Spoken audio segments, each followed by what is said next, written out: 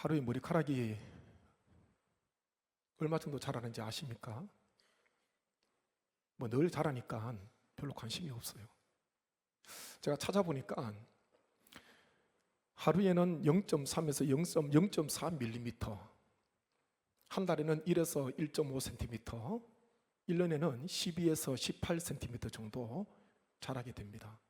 그리고 머리카락은 아침부터 자라기 시작해서 가장 많이 빠른 속도로 자라는 시간이 오전 10시부터 11시쯤 가장 빠른 속도로 자라고 밤에는 거의 자라지 않는다, 그렇게 이야기하더라고요. 하루에 머리카락이 아무리 빨리 자라도요, 하루에 얼마 자란다고요? 0.3, 0.4mm예요. 눈에 보이지 않습니다. 1mm도 되지 않는 거예요. 그래서 나중에 보고 한 달이나 뭐 두 달이나 머리가 좀 길다 싶으면 이제 가서 미장원 가서 커트해 주세요. 손질하지 않습니까? 그런데요, 이 머리카락 보통 사람은 그냥 신경 쓰지 않습니다. 뭐 나는지 자라는지 별 관심이 없을 수 있는데 정말 머리카락이 나고 자라는 것 매일마다 확인하는 사람이 있어요. 그거 아십니까? 나에게는, 나는 전혀 관심 없는 일인데 그 사람에게는요 매일마다 확인해야 돼요. 거울 보면서 오늘은 머리가 좀 자라나, 언제쯤 자랄까.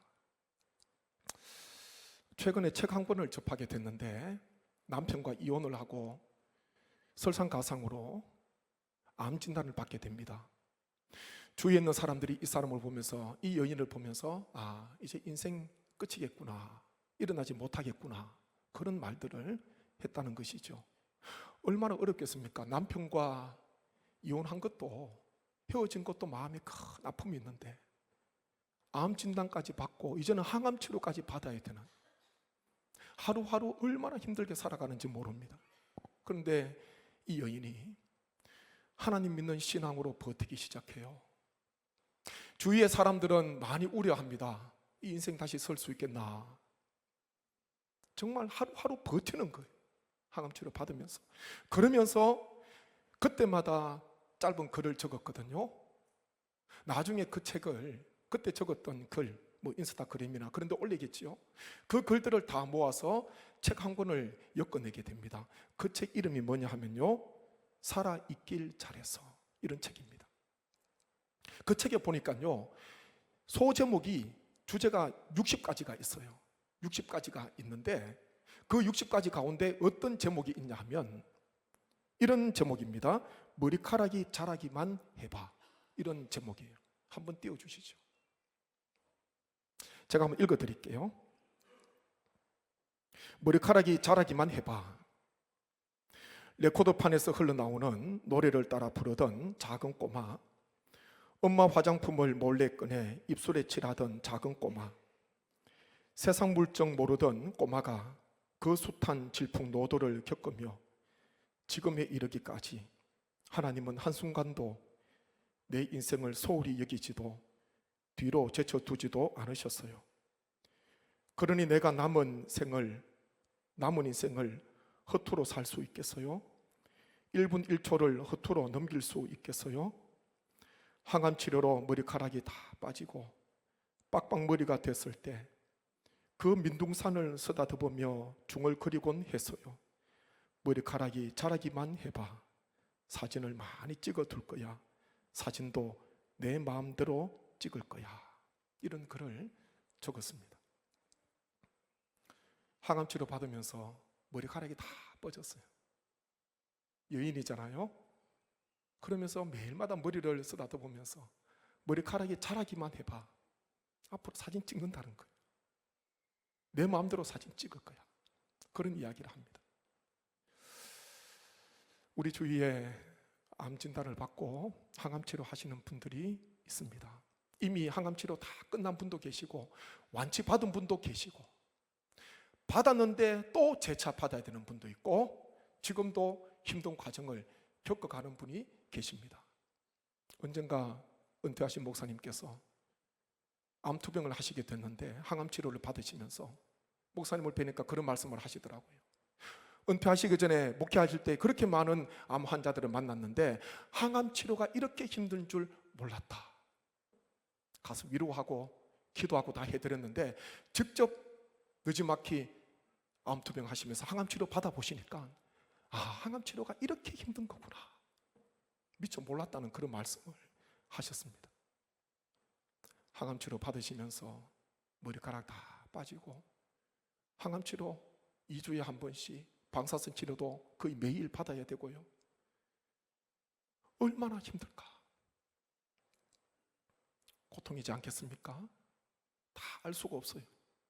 내가 겪어보지 않으면 그 기나긴 길을 통과하는 것 굉장히 어렵습니다. 다른 수술이 거의 끝이 될 수가 있는데 초기가 아닌 이상 암 수술은요 시작이잖아요. 수술하고 그 다음에는 항암 치료, 방사선 치료 끊임없이 확인해야 되고 정기적으로 가서 확인해야 되고 그 과정이 얼마나 힘든지 모릅니다. 제가 말씀을 준비하는데 우리 교인들 중에서도 다 받은 분도 계시고 또 지금도 받고 계시는 분도 여전히 계시잖아요. 정말 따뜻한 마음을 담아서 제가 설교 시간이지만은 그동안 수고 많이 하셨습니다. 끝까지 포기하지 마시고 끝까지 잘 감당하십시오. 저희가 한번 격려의 박수 부탁합니다.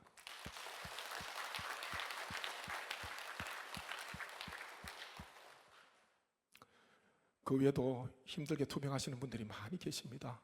보시고 이따금씩 격려 문자도 좀 보내주세요.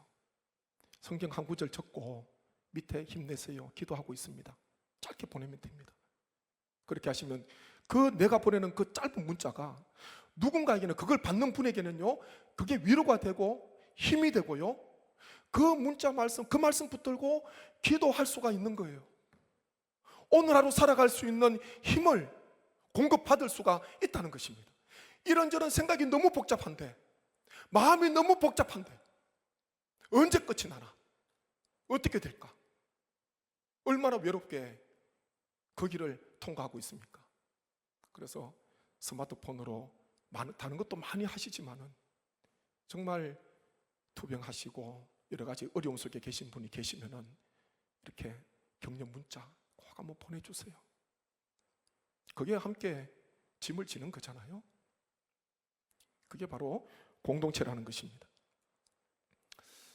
머리 밀린 삼손, 오늘 말씀 보니까 다시 이제 머리가 나기 시작하는데 깊은 영적인 잠에 빠져서 자기 머리털이 밀리는 것도 알지 못한 채 그렇게 깊은 영적인 잠에 빠져 있었지 않습니까? 깨어나서 보니까 이미 늦었어요. 한 번도 삭도를 대지 않았는데 머리를 7가닥으로 따았는데 머리가 민둥산이 되어 있어요. 완전히 밀어버렸어요. 들릴라와 블레셋 사람들이 힘의 비밀이 머리털에 있다는 것 알고 완전히 밀어버렸어요. 깨어나서 보니까 너무 늦은 거예요. 이 사람들이 삼손을 어떻게 했습니까? 그리고 그냥 집으로 돌려보냈습니까? 힘이 약해져 있는 삼손 이제는 아무 힘을 못 쓰니까 그냥 집으로 보냈습니까? 그거 아니잖아요. 오늘 21절 말씀 보십시오. 21절 같이 말씀 읽습니다. 블레셋 사람들이 그를 붙잡아 그의 눈을 빼고 끌고 가사에 내려가 놋줄로 매고 그에게 옥에서 맷돌을 돌리게 하였더라. 아멘. 제일 먼저 한 거는요 삼손이 눈을 뽑았다. 앞을 보지 못하도록요. 얼마나 잔인합니까? 눈을 뽑고 놋줄로 매고 가사로 끌고 가서 옥에서 맷돌을 돌리게 하였다. 성경은 그렇게 기록을 하고 있습니다. 얼마나 비참한 신세예요. 지난 주일에 말씀을 드렸습니다. 삼손은 원치 않는 곳에 가서 원치 않는 일을 하게 되는 그런 큰 아픔을 겪게 되었습니다. 눈이 뽑힌 채로 맷돌을 돌려야 되는 옥에 갇혀서 맷돌을 돌려야 되는 그 일을 지금 하게 되었지 않습니까? 그런데 삼손이 맷돌 돌리는 것으로 인생이 끝났는가? 우리는 그렇지 않다는 것을 알고 있습니다. 그 후에 한 대목이 있지 않습니까? 그것을 모른다 하더라도 오늘 말씀에 보면은 희망적인 말씀이 한 절이 나와 있어요. 그 말씀이 22절입니다. 22절 같이 말씀 읽습니다. 그의 머리털이 밀린 후에 다시 자라기 시작하니라. 한 번 더 있습니다. 그의 머리털이 밀린 후에 다시 자라기 시작하니라. 아멘. 이 한 절 있잖아요. 묵상을 한번 해보세요. 이 말씀 읽고 한번 묵상을 해보십시오. 머리털이 완전히 밀린 채로 옥에서 맷돌로 돌리는 두 눈이 뽑힌 채 하루하루 그렇게 생활하고 있는데 22절의 말씀 보니까요, 그의 머리털이 밀린 후에 다시 자라기 시작하니라, 그렇게 성경은 기록을 하고 있습니다. 머리 다시 자라는 거 정상 아니에요? 하루에 얼마 자란다고요? 0.3에서 0.4 밀리미터가 자란다 그랬어요. 표시도 안 나는 거예요. 지극히 자라는 게 정상입니다. 근데 성경은 삼손이 그의 머리털이 밀린 후에 다시 그의 머리털이 자라기 시작하였다, 그렇게 기록을 하고 있습니다. 던져주는 의미가 있겠지요. 당연히 머리카락 자라는데 성경은 왜 이거를 적어놓겠습니까? 삼손의 힘의 비밀이 머리털이 있었기 때문에, 머리털이 자란다는 것은 이후에 뭔가 일이 일어나겠구나, 삼손의 인생이 옥에 갇혀서 맷돌 돌리는 인생으로 끝나지 않겠구나, 그것을 알게 되는 것입니다.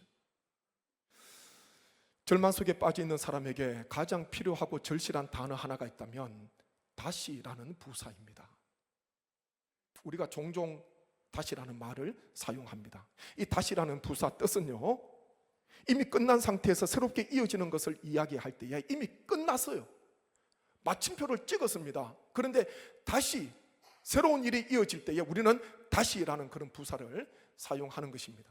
어떤 이야기를 합니까? 다시 나에게 기회가 주어진다면, 다시 건강해질 수 있다면, 다시 내일이 온다면, 다시 그 사람을 만날 수 있다면, 다시 시작할 수 있다면, 다시라는 부사 뒤에는요, 간절히 바라는 소원이 따라옵니다. 그게 다시라는 부사 뒤에 오는 말이에요. 다시라는 말을 쓸 때는요, 다 되게 희망적인 말이에요. 간절히 바라는 소원이 그 뒤에 따라오는 것입니다. 제가 언젠가 한번 말씀을 드렸습니다. 군생활할 때에 군정 목사님 꼭 한번 뵙고 싶은데, 다시 만나고 싶은데 찾을 수가 없어요.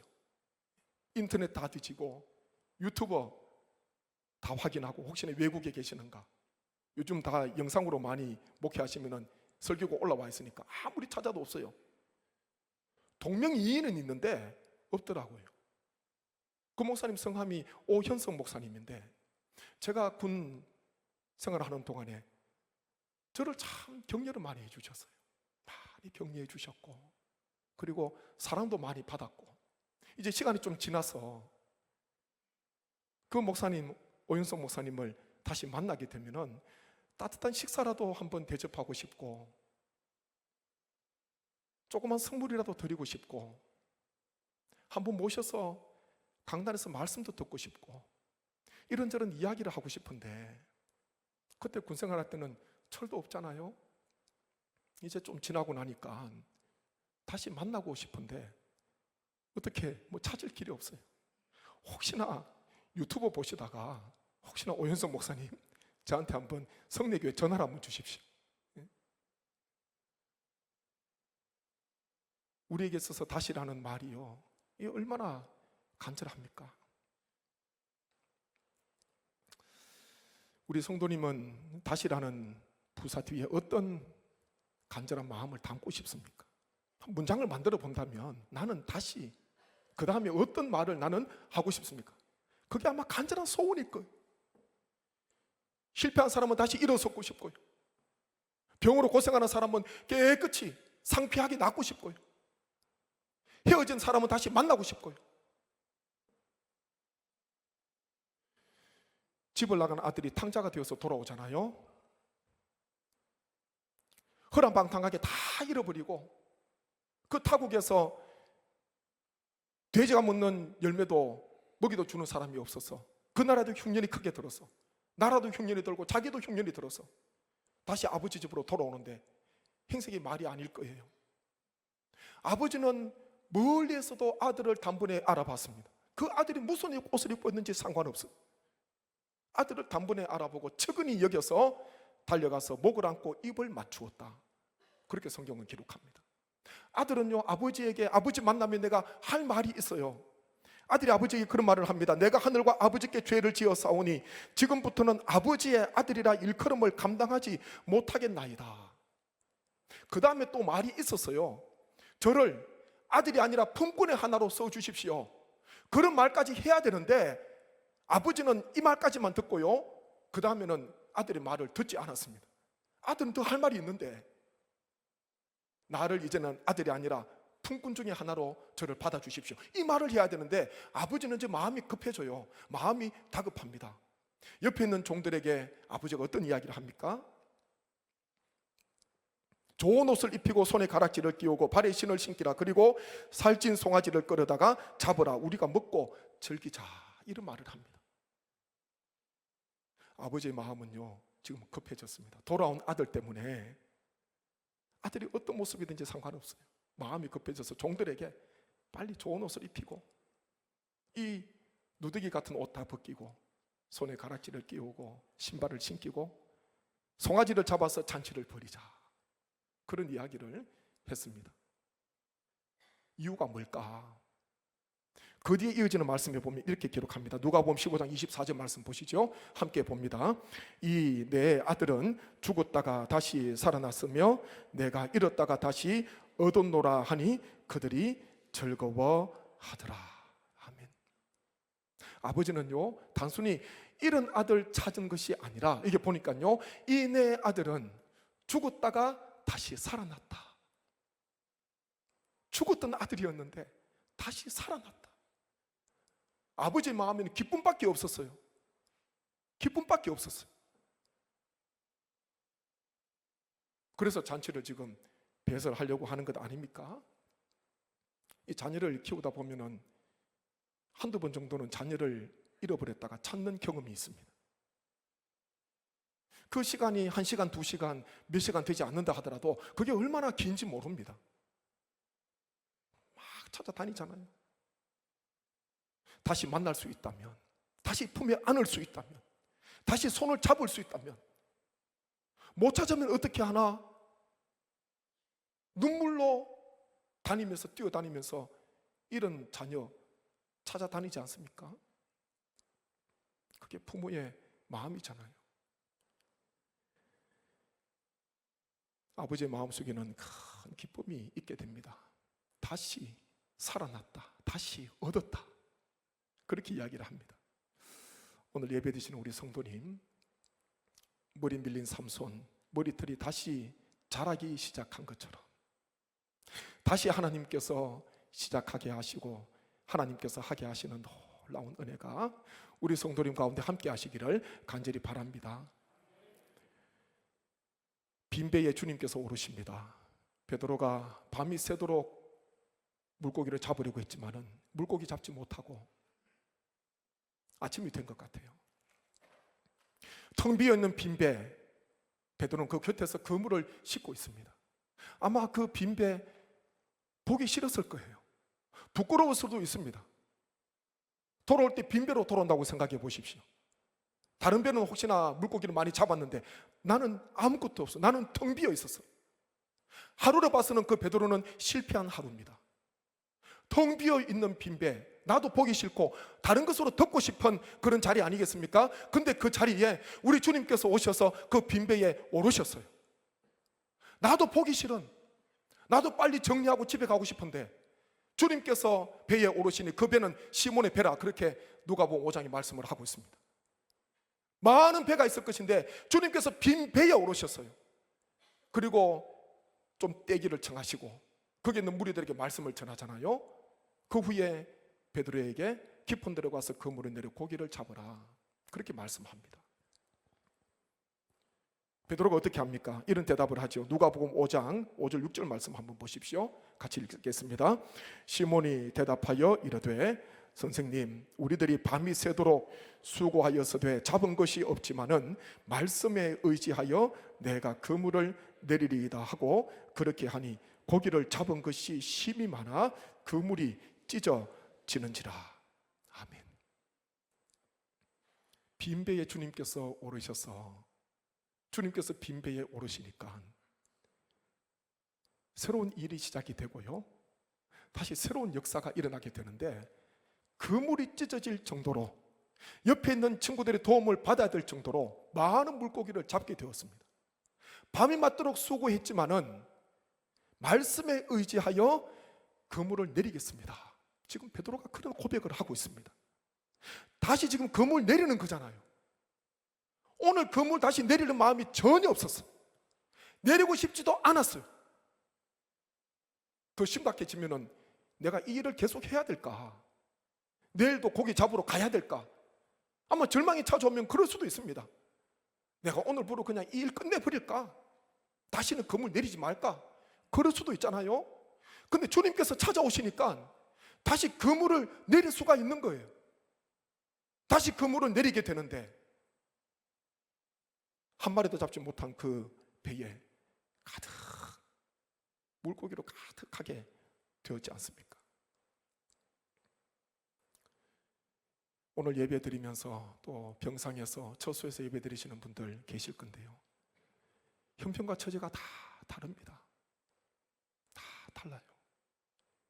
알 수 없는 아픔도 많이 겪고 여러 가지 약함 속에도 많이 계시고, 그렇지만은 주님께서 오시면은, 주님께서 내 빈배에, 실패한 빈배예요, 열매 없는 빈배예요, 아무것도 없는 그 빈배에 우리 주님께서 오시면은 다시 그물을 내가 내릴 수 있다는, 주님의 말씀을 의지하여 다시 그물을 내리겠다는 그 결단이 오늘 예배 가운데 함께 하시기를 간절히 바랍니다. 잠언 24장 16절 말씀 보십시오. 잠언 24장 16절 말씀 같이 읽습니다. 대저 의인은 7번 넘어질지라도 다시 일어나려니와 악인은 재앙으로 말미암아 엎드러지느니라. 이거 한 번 더 읽을 때 다시라는 부사를 이제 강조해서 한 번 더 같이 읽습니다. 시작. 대저 의인은 7번 넘어질지라도 다시 일어나려니와 악인은 재앙으로 말미암아 엎드러지느니라. 아멘. 다시 머리털이 났어요. 머리털이 자라기 시작합니다. 다시 그물을 내립니다. 다시 아들을 얻었습니다.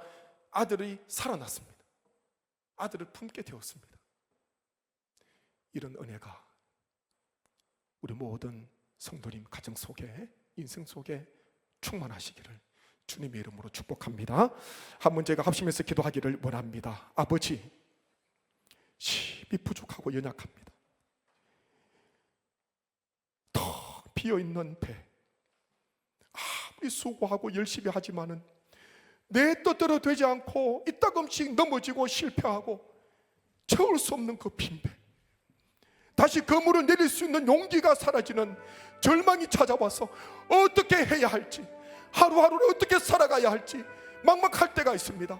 아버지, 이 자리에 또 영상으로 예배드리는 우리 성도님 가운데 어떤 처지에 있든지 간에 아버지, 다시 머리털이 자라나게 하옵소서. 다시 그물을 내리게 하여 주옵소서. 다시 아들을 품게 하여 주옵소서. 다시 일어서게 하여 주옵소서. 합심하여 기도하겠습니다.